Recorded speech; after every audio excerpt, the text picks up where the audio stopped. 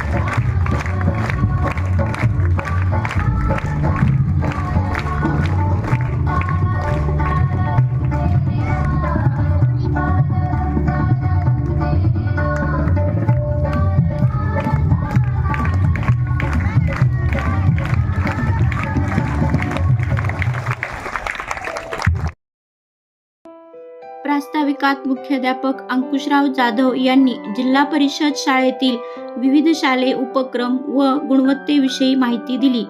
यावेळी शिक्षिका शांता ठाकूर, उषा विधाते, पल्लवी चव्हाण, संतोष ओहाळ, दीपा मुंढे, दादा लांडगे, हनान बरोटे, रवींद्र थोरात इनामदार उपस्थित होते। कार्यक्रम यशस्वी करण्यासाठी व्हॉइस ऑफ मीडियाचे जिल्हा उपाध्यक्ष प्रकाश काशीद, तालुकाध्यक्ष प्रमोद वेद पाठक, मुजीब काजी, तानाजी घोडके, आप्पासाहेब शिंदे, संतोष शिंदे, रावसाहेब काळे, रवींद्र तांबे, अलीम शेख, श्रीराम विद्वत, नाना केसकर, दत्ता नरुटे, फारुख शेख, समीर ओहाळ, धनंजय गोखणे आदींनी परिश्रम घेतले। कार्यक्रमास विद्यार्थी, पालक, नागरिकांची उपस्थिती होती।